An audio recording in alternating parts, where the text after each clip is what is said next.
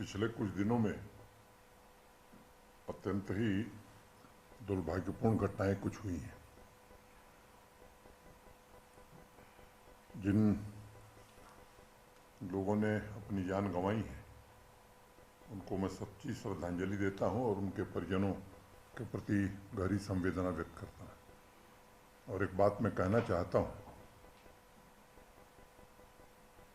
कि उनके परिजनों के आंसू जो निकले हैं उसका जरूर हिसाब किया जाएगा, हिसाब ठीक से किया जाएगा।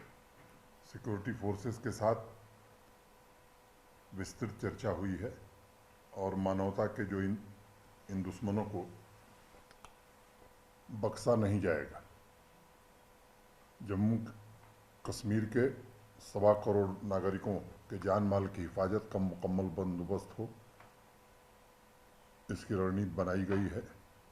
पिछले 2 वर्षों में जिस रास्ते पर जम्मू कश्मीर अमन के रास्ते पर, शांति के रास्ते पर, विकास के रास्ते पर चल रहा था, और ख़ास तौर से अगर आप पिछले 3-4 महीनों को देखें तो जो आंकड़े उपलब्ध हैं हमारे पास, जुलाई में 10.5 लाख टूरिस्ट आया है, अगस्त में 11,28,000 टूरिस्ट आया है, और सितंबर में आंकड़ा 12.25 करोड़ के ऊपर, 12.25 लाख के ऊपर हो गया है।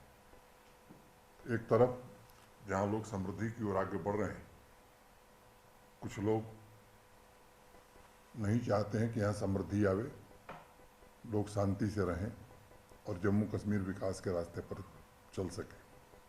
आतंकवाद के सरगना जो यहाँ हैं या उस पार बैठे हैं, मैं कहना चाहता हूँ कि security forces, Jammu Kashmir police और पैरामिलिट्री फोर्सेस ये पूरी तरह चौकस रहेंगी। साफ टारगेट दे करके कुछ निरपराध और निर्दोष लोगों का खून जो आपने बहाया है, मैं कहना चाहता हूं कि किसी को भी बख्शा नहीं जाएगा और बहुत जल्द हिसाब चुकता किया जाएगा। जम्मू कश्मीर की आवाम, मुझे लगता है कि सर्वधर्म समभाव में विश्वास करती है। हर व्यक्ति आज दुखी है और हम सब पीड़ा में हैं। जिस तरह के लोगों को निशाना बनाया गया है, एक सामान्य व्यक्ति जो 90 के दशक में भी यहाँ से नहीं गया, वो लोग जो बच्चों का भविष्य बनाते हैं, निरपराध, और पराकाष्ठा ये है कि महिलाओं तक को भी नहीं बख्शा गया। मैं कहना चाहता हूँ कि ये ह्यूमन राइट्स के चैम्पियंस आज कहाँ हैं, उनकी आवाज़ क्यों नहीं निकल रही? और यहाँ के समाज से भी, बुद्धिजीवियों से विशेष रूप से मैं अपील करना चाहता हूँ कि ऐसे कृत्यों की निंदा भी करनी चाहिए और समाज में वातावरण भी बनाने की आवश्यकता है कि ऐसे लोगों को कहीं भी पनाह न मिले। सर, आपने कुछ दिन पहले जो कहा जा रहा था, पुलिस और सुरक्षा एजेंसियों की तरफ से कहा गया था कि इस तरह के इंटेलिजेंस इनपुट्स हैं जहां पर टारगेटेड किलिंग हो सकती है, माइनॉरिटीज़ को निशाना बनाया जा सकता है, तो उसके बावजूद भी जो जिस तरह से 3 दिन के भीतर 5 निर्दोष लोगों की हत्या हुई है, क्या ये इनपुट था और कहाँ पर चूक हुई, और अगर चूक हुई है उसका निपटारा सरकार कैसे कर रही है? मोटे तौर पर मुझे लगता है कि घटना हुई है तो निश्चित रूप से जिम्मेदारी हमारी है, हम उसको स्वीकार करते हैं। लेकिन कोई स्पेसिफिक इस तरह का इनपुट नहीं था। हाँ, मुझे ऐसा लग रहा है कि उस पार बैठे लोगों को या यहाँ जो आतंकवाद बढ़ाना चाहते हैं, उनको जब ये सूचना मिलती है कि टूरिस्ट इन्फ्लक्स बढ़ रहा है, उनको जब ये सूचना मिलती है कि नहीं, इंडस्ट्रियल इन्वेस्टमेंट यहाँ आने वाला है, तो निश्चित रूप से उसमें व्यवधान पैदा करने की एक सोची समझी साजिश है, और इस साजिश को नस्तनाबूद करना होगा। इस पूरे इकोसिस्टम को ही समाप्त करने का हर पुरजोर प्रयास किया जाएगा। अभी साहब, जिस पैटर्न की ये किलिंग्स हुई हैं, क्या आपको लगता है कि कोशिश ये की जा रही है कि जो कम्युनल फैब्रिक एक यहाँ पे था, जो ब्रदरहुड यहाँ पे था, भाईचारा यहाँ पे था, उसको ठेस पहुँचाने की कोशिश किसी न किसी की जगह हो रही है?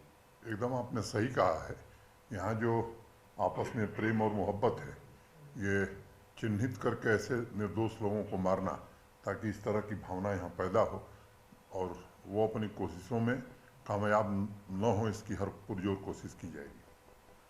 सर, आम तो लोगों की तरफ से जो बातें पूछी जा रही हैं ज़मीन पर बाहर के इलाकों में, इसमें कोई शक नहीं कि टूरिज्म रिवाइव हुआ है। हम लोग को देखा, अपने आंखों से रिपोर्ट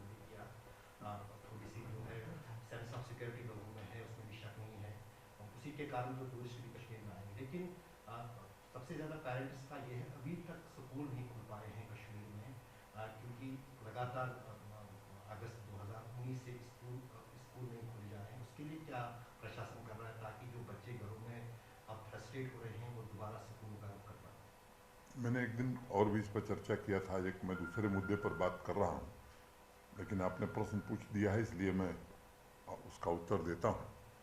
मैंने पीछे भी किसी दिन कहा था 10th और 12th की क्लासेस चल रहे हैं और मोटे तौर पर 94% वैक्सीनेशन हमारा 18 के ऊपर हो गया है। तो हम कोशिश करने जा रहे हैं और कोशिश कर रहे हैं कि वैक्सीनेशन का काम हम पूरी तरह से समाप्त कर लें, कम से कम 1 डोज 100%। उसके बाद बच्चे आवें, स्कूल में पढ़ें और अच्छी शिक्षा मिले, इसका प्रबंध करेंगे। सर, क्या सिक्योरिटी सिचुएशन को लेके रिव्यू मीटिंग्स हुई हैं, क्योंकि जिस तरह से सिविलियन किलिंग्स पे वो बढ़ रही हैं? नहीं, कल मैंने खुद भी रिव्यू किया था और मैं कहना चाहता हूं कि तैयारियां हमारी पूरी हैं और सुरक्षा एजेंसियों को पूरी आज़ादी दी गई है कि कोई परहेज करने की ज़रूरत नहीं है। ऐसे लोगों के खिलाफ जितनी सख्त कार्रवाई करनी है वो तुरंत की जानी चाहिए। सर, जो मिलिटेंसी का एक नया ट्रेंड देखने को मिल रहा है अब, जो जिसे पार्ट टाइम मिलिटेंट पुलिस कहते हैं, जो व्यक्ति दिखता नहीं है मिलिटेंट पुलिस स्क्वाड में, होता नहीं, कार्रवाई करके चला जाता है, तो ये एक मॉड्यूल जो है उसको बस करने के लिए कोई नई रणनीति, कोई पॉलिसी? अब ये रणनीति मीडिया में चर्चा नहीं की जा सकती है, लेकिन संभावित खतरों से हम पूरी तरह से हमारे ध्यान में है, प्रशासन के ध्यान में है, फोर्सेस के ध्यान में है और उस अनुरूप रणनीति बनाई जा रही है कि इस तरह की घटना अब आगे न हो। और जिन लोगों ने घटना की है, मैं समझता हूँ कि जल्द ही वो हम आप सबके सामने होंगे और परिणाम आप देखेंगे।